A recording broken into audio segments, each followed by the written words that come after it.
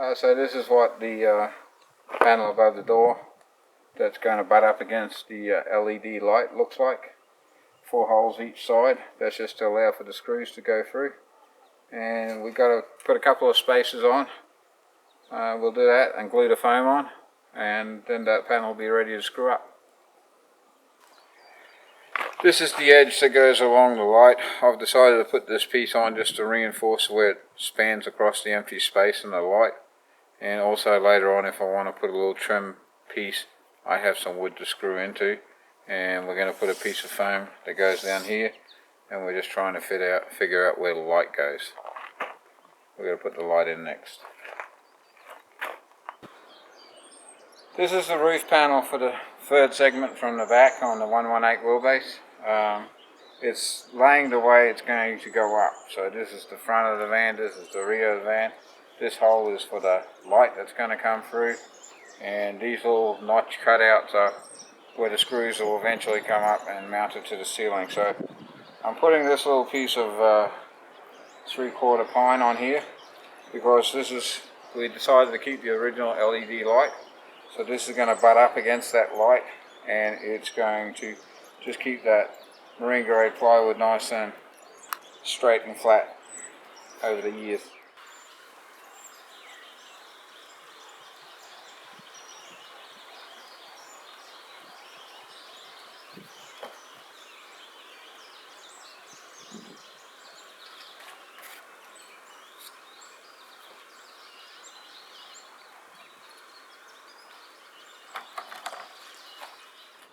Alright, so this is the board that's going to butt up against the LED light.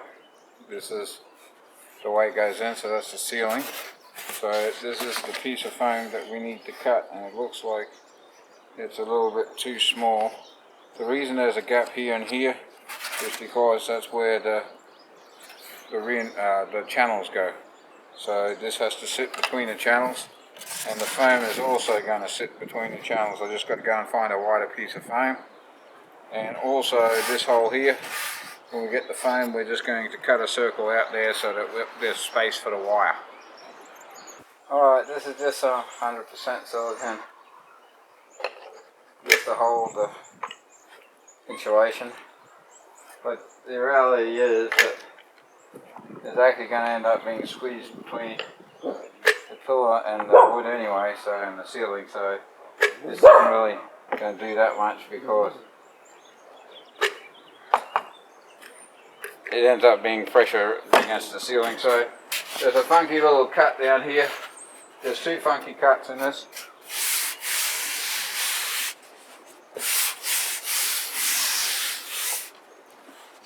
There's this little funky cut here. That is a little recess hole for where we're going to have the LED light and the wiring sit in there.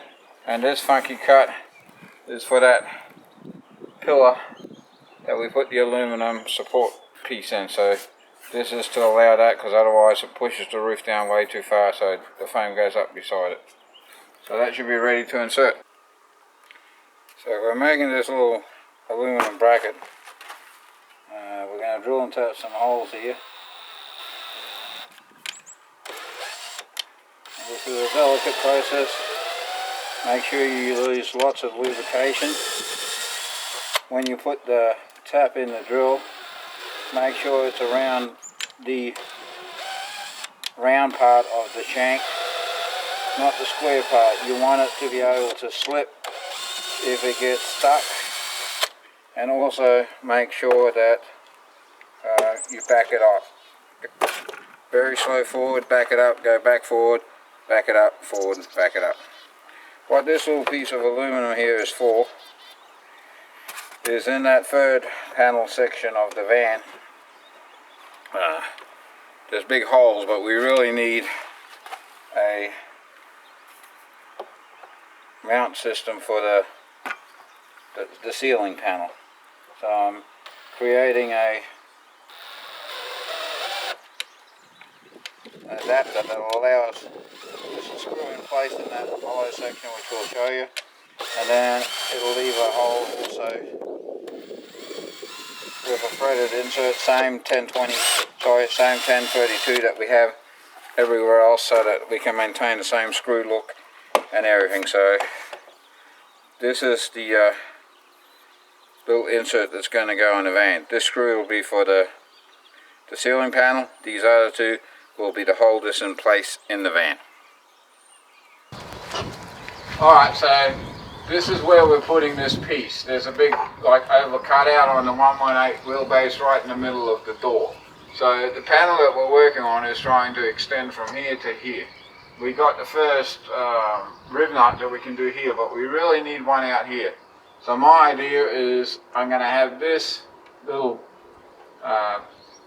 aluminium piece, which is a bit longer than the oval cut. I'm going to slide that in there. The two outer holes will be for mounting it in place, and this third hole here is actually the one we're going to use when we eventually go to screw the panel down. So I'm going to slip this in up over the roof here, slip it into place, and because I've got fat fingers, it's going to be a little bit tricky for me to get these screws started because it moves around in there. But we got that in place, and then I just got a 1032 stainless steel screw with a washer on it, and the idea is that I drill the holes in the right place so the washer will clamp up against the steel, and that's it. And then we line it up and put it in place, and we're good to go. Alright, so this is pretty well a finished bracket that we just showed you. The only addition that we've made is we decided to put a little bit of a Turnabond tape on before we screw it down, and the main reason being it just stops metal from being metal on metal, and it'll just more or less glue it in place, even though the screws ultimately hold it. By adding the Turnabond, we just give that initial clamp down and then stop metal against metal, which would move very easily, whereas the Turnabond will prevent any future movement. The second bracket we're making, so there's two of these, and the second one we're making now, so all up we're going to have four, is for the larger hole that's on the pillar that goes right up next to the door. So if you're standing looking at the door of the 118 wheelbase, on the left panel, on the left hand side there's a pillar there. This is where this is going to go for the final screw hole, and then after this is made we'll be able to put our panel up. I'm cutting these. This is fairly thick metal I had left over from my solar panel mounts, and it's good for threading and putting a 1032 thread in there, and I'm cutting them with a hacksaw. Just make sure you got everything clamped down properly. When you drill and tap them, also make sure you clamp them down, because the biggest thing that's going to cause you to break a tap is if this thing moves on you as you're trying to tap the hole, and then it moves and you snap the tap and now you're in trouble. So here we go.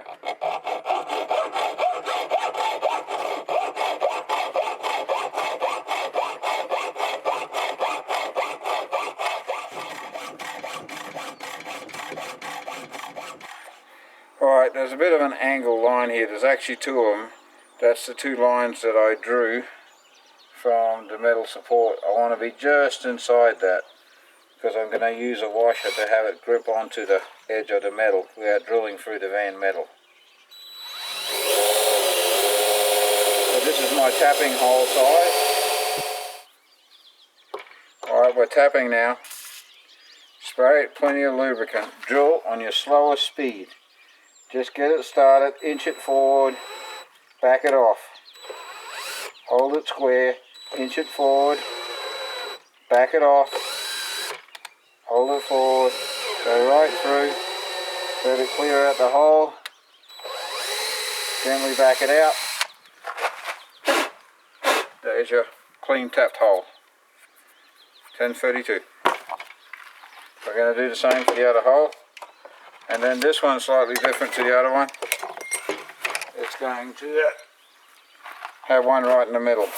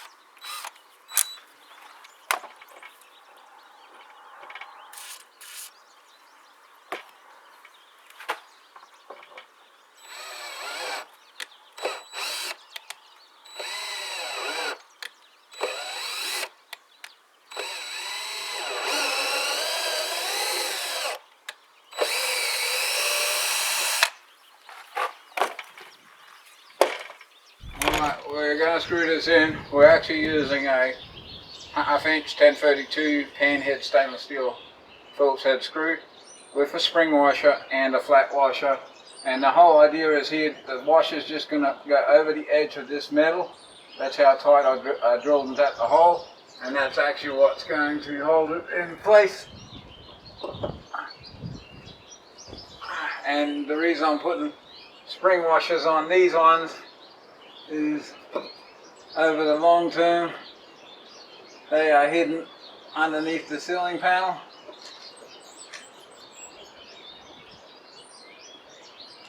And will not be accessible later.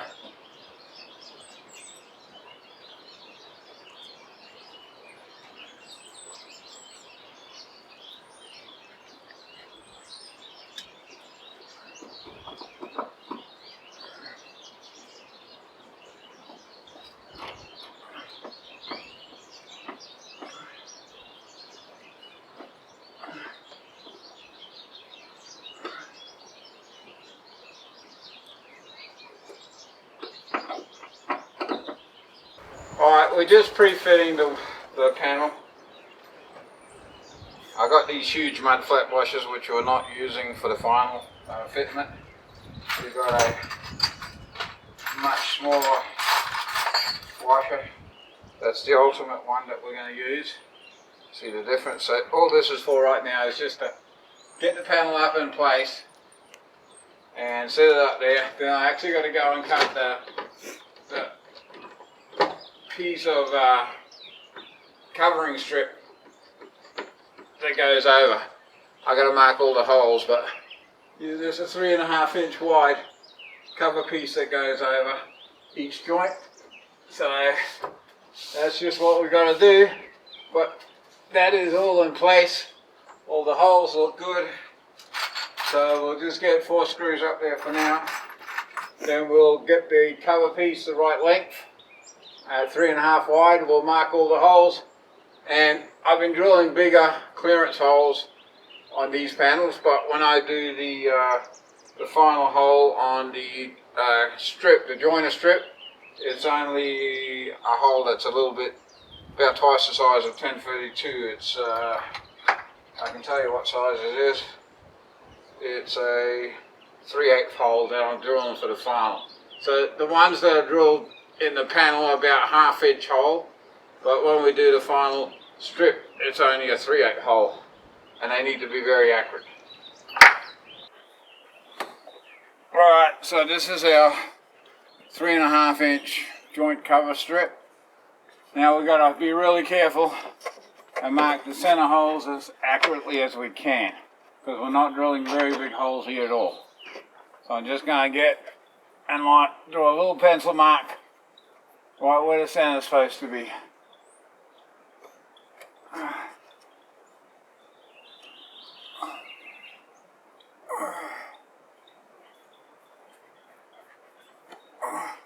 Alright, now we have all the centers marked.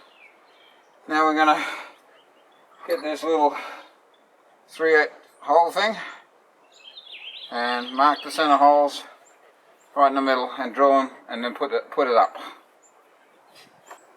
Alright, so this is our 3.5 inch wide cover strip, and we've got our pencil lines on the edge. I'm using my right angle square here, and half of 3.5 is 1.75. So I'm going to mark the center of my holes at 1.75.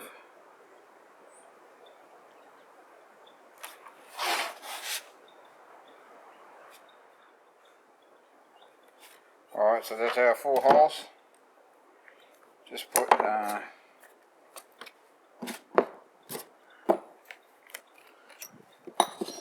this is our 1/2 inch, 3/8 hole saw that we're going to use to cut the clearance holes for the 1032 screws. Again, like always, we're going to put our protection piece underneath to stop tear outs.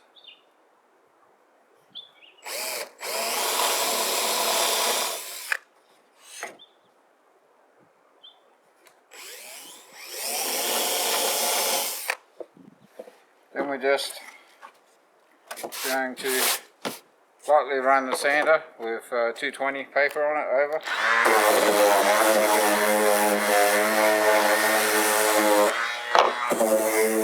It's starting to rain, so we're going to have to rush. And we're just going to round the corners.